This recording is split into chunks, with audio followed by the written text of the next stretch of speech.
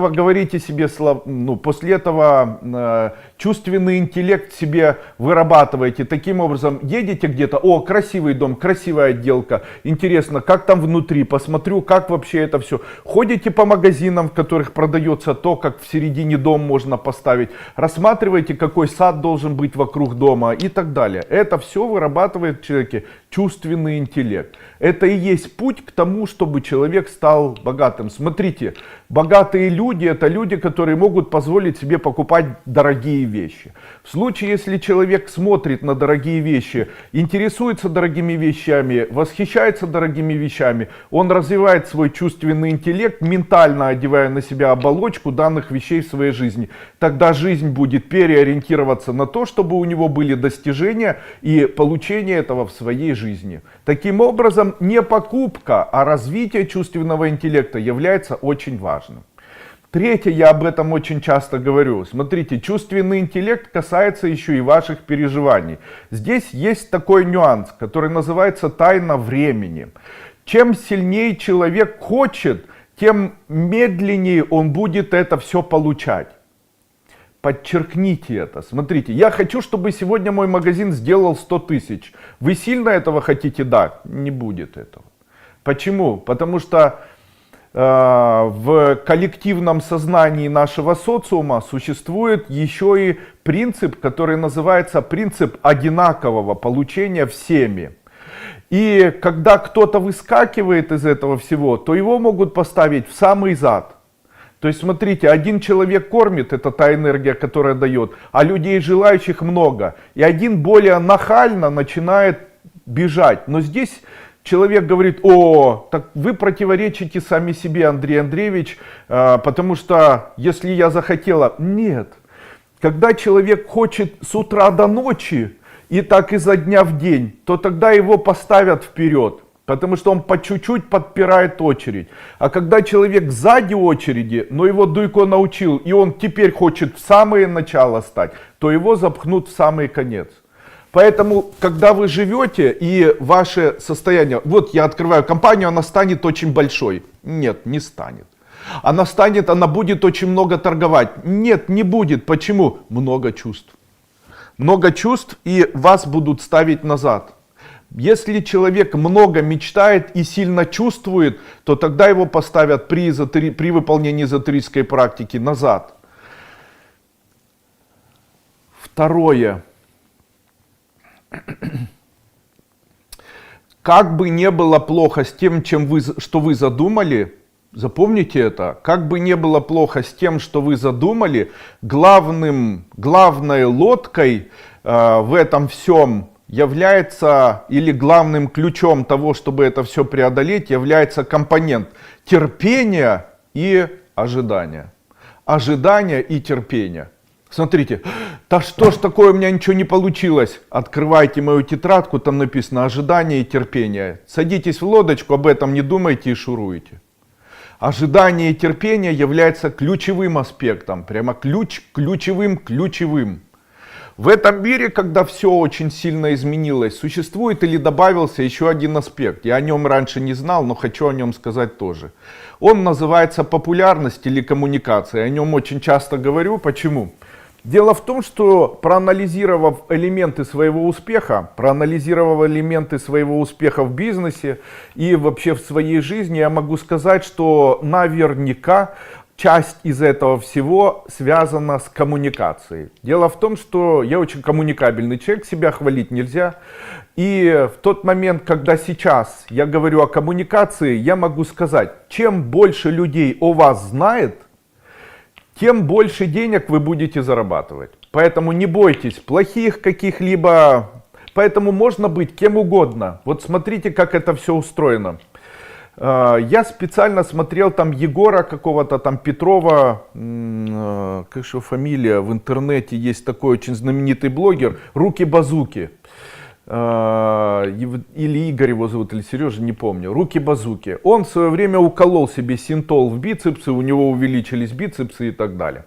И он стал очень популярным фриком, с ним начали снимать программы, о нем начали говорить, он сейчас там... Я посмотрел, кем он был и кем он стал. Просмотрев этого человека, я могу сказать, этот человек абсолютно не развит, он абсолютно психически нездоров, у этого человека есть тысячи проблем, но он понял одну из систем. Эта система звучит так: в этом мире, в котором мы находимся, в мире ментала, о котором я уже сказал, и популярности, существует понятие: чем больше о тебе людей знает, тем больше у тебя денег. Даже если вы занимаетесь чем угодно, вот вы занимаетесь изготовлением кофеаппаратов или изготовлением кофе, и никому не популяризируете это кофе, ничего с этим не делаете. В случае, если вы начинаете снимать видео, в котором вы там себе говорите плохо или там пукнули на видео, и там с вас посмеялось 10 миллионов человек. Никто не знает, что вы занимаетесь кофе, никто не знает. С вас посмеялось 10 миллионов человек, они никак не связаны с вашим бизнесом. Можете 100% гарантированно себе сказать, что у вас появится 10 миллионов или 1 миллион долларов. Почему появится? Этот 1 миллион долларов у вас появится, потому что каким-то образом нити жизни привлекают к вам внимание, и у вас будет больше покупателей на кофе, которые будут находиться по непонятным причинам. Почему? Ваша коммуникация, то, что вас кто-то увидел, кто-то на вас подписался или не подписался, но то, что вы популярны, делает вас фактически в мире, идентифицирует вас как человека, которого знают. И знают ваш бизнес автоматически, знают ваших детей автоматически, все знают. Популярность — это точно такой же сегмент, как материальное благополучие. Поэтому увеличение любой популярности, вот у меня есть один знакомый, он очень плохой политик. И у этого человека есть целый вид бизнеса. Один из его видов бизнеса — это сдача в аренду квартир. У него там их сотни, этих квартир и так далее. Недавно с этим человеком был суд. Этого человека осудили, но он своровал очень много. Ему сказали, чтобы он заплатил от того, что своровал, 10%, потому что всего остального у него уже нет. Ну и он это с удовольствием сделал, его уже отпустили. И вот, разговаривая с ним вчера, в первой половине дня, он мне говорит: Андрей Андреевич, вы были правы. Потому что в тот момент, когда обо мне сняли видео, где меня судят, и сейчас очень большой резонанс, все это обсуждают и так далее, у меня из 100 квартир где-то 30% сдавалось, остальные не сдавались, сейчас у меня все сдались. Он говорит: вы правы, когда говорите, что когда у человека повышается популярность, то у человека повышается возможность. Это знания, которые вы должны знать как эзотерики. Поэтому обязательно работайте над популярностью, но не популярностью котов. Потому что человек говорит: я буду популяризировать, и снимает видео. Коты, цитаты — это не вы. Видео должно быть там, где вы. То есть вы говорите о чем-то, вы кому-то что-то рассказываете, вы что-то делаете и так далее. Это называется популярность. Далее, наверное, это сейчас не к теме, но все равно скажу уже, раз я об этом помню, а то забуду. В тот момент, когда человек начинает продавать где-либо, вот вы начинаете продавать в Инстаграме, я часто улыбаюсь с ваших страниц. Почему? Заходишь на страницу, там что угодно, кроме купите или кроме продайте. Что необходимо делать? Когда заходишь на вашу страницу, если она ориентирована на то, чтобы продавать, то и напишите в самом начале: продажа косметики, продажа БАДов, продажа инфопродуктов, парикмахерская, культура, искусство, продажа книг, продажа полотен, продажа живописи, которую я рисую сам, продажа вязаных шапок, продажа еще чего-то, продажа еще чего-то. То есть человек, заходя на вашу инстаграм-страницу, должен четко понимать, что он здесь увидит и что он здесь получит. Таким образом и происходит продажа. А заходишь в видеоблог, чего там блогирует, о чем это все. Второе. при своей популярности или при развитии популярности вы должны знать, что вам придется с блогерами конкурировать. Вот каким образом это все происходит? Сама система, она устроена так. Допустим, человек говорит, я хочу в Ютубе заниматься блогерством, я буду записывать видео. О чем видео? О психологии, супер. После этого человек набирает психология, и там написано ключевых слов 94 тысячи. Для того, чтобы вы стали самым популярным психологом этого мира, самым популярным, у вас должно быть 94 тысячи видео или статьи, которые посвящены слову психология. 94. Вот смотрите, когда я стану самым знаменитым эзотериком. Сейчас я вот ввожу эзотерика.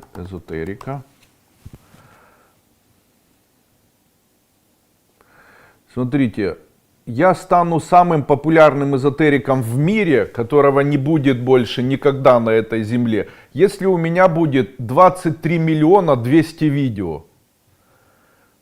Представляете? 23 миллиона 200 видео. В случае, если я сделаю 23 миллиона 200 видео, кстати, надо к этому стремиться, то я стану самым популярным эзотериком, который когда-либо на Земле существовал.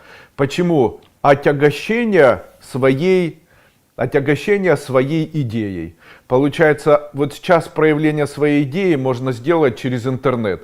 В случае, если поисковых запросов по слову эзотерика 24 миллиона, то если я сделаю 24 миллиона видео, то я буду самым популярным эзотериком. Если психология там 200 тысяч, то 200 тысяч.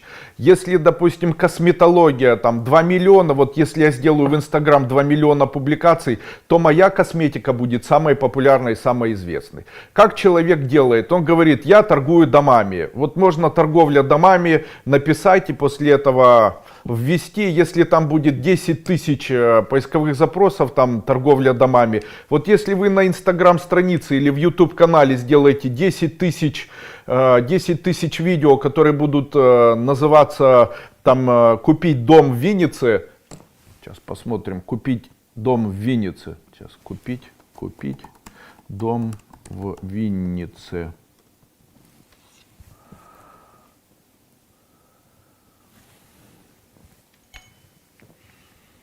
Вот на сегодняшний день купить дом в Виннице это 41 тысяча публикаций.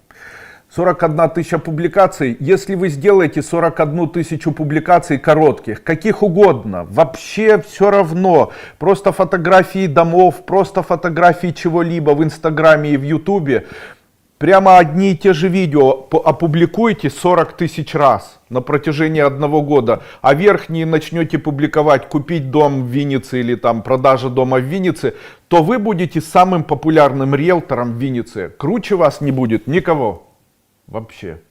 Это один из элементов, который стоит учитывать на сегодняшний день. Хотя, наверное, об этом рассказывать вам, может быть, и не нужно было. Ну что, вернемся все-таки к теме. Женя, все идет у нас, да? Дальше. Третье.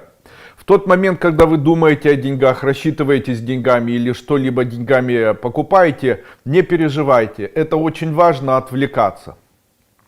Четвертый. Значение семьи. В случае, если человек развивает у себя чувственный элемент по отношению к женщине и делает так, чтобы женщина была счастливая, которая с ним живет, то эта женщина фактически, магнетически притягивает в жизнь материальное благополучие. Но здесь важно, чтобы женщина хотела быть счастливой.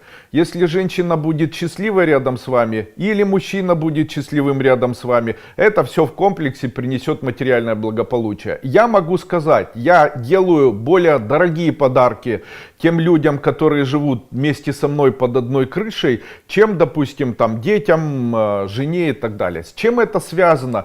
Если сделать человека, который живет с тобой под одной крышей, мега счастливым, то это является магнитом, притягивающим материальное благополучие. Почему? Благодарность, которая проявляется в виде любви. А к кому течет любовь, к тому текут и деньги. Также на расстоянии тоже можно любить. Вы говорите, мой сын, он плохо зарабатывает. Что делать?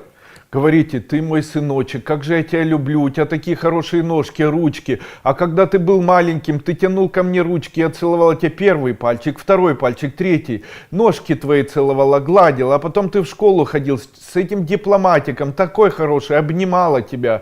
И ты мой сыночек, ты моя любовь, ты мое счастье, ты моя радость, ласточка моя, любимый мой, куколка моя. Так за тебя скучаю, ты пусть все в жизни у тебя будет хорошо, там, мой Гриша, Алеша, Петечка, ты мое солнышко, моя лялечка, моя ласточка, моя пташечка.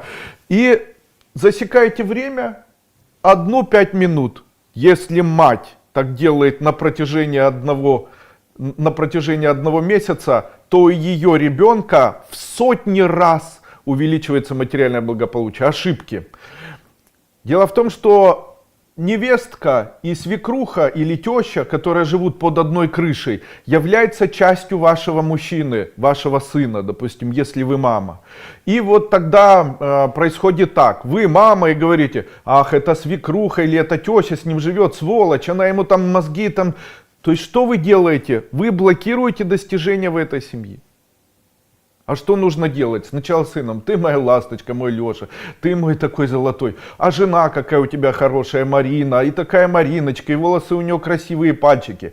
А теща какая твоя хорошая, и подметает за вами, убирает, и детки ваши хорошие. А детки все хорошие, пусть у вас все будет хорошо. Пусть у вас, как у ласточек, будет так все, чтобы все в одну кормушечку носили. Вы мои сладенькие, вы мои зайчики, вы мои любимые, вы мои золотые. При этом можно статуэтку какую-нибудь поставить, там статуэтка их семьи: вы мои золотые, как же я вас обожаю, как же я вас люблю, и сыночка своего люблю, и его тещу люблю, и его женушку люблю, жену люблю, и деток люблю, и пальчики их люблю, и ручки их люблю, и вот люблю, вы мои золотые, о мои золотые, о мани под мыхом, пусть в вашей жизни будет все прекрасно.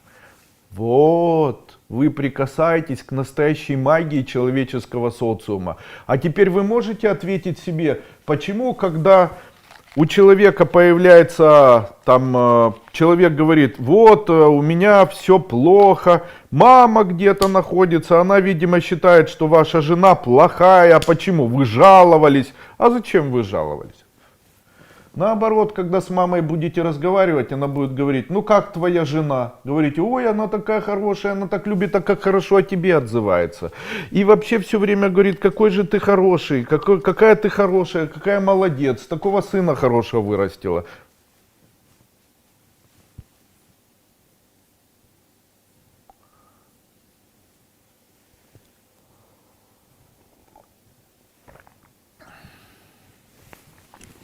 Мама всегда является семьей к своим детям, дети, обращаясь с мамой, всегда объединяют семью. Зять и невестка обязаны разговаривать с своей свекрухой и тещей, это обязательно приносит деньги в семью, это правило.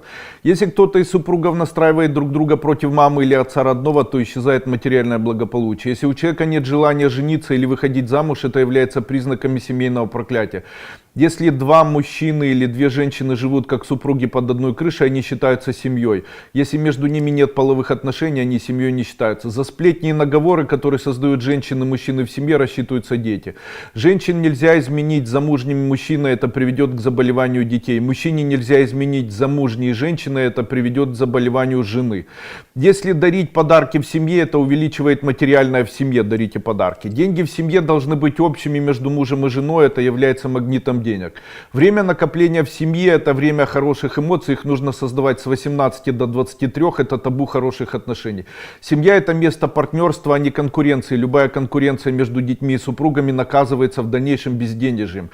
Нельзя подкалывать, материться, также маты являются элементами включения зла. Каждый мат — это бес. Я знаю их названия.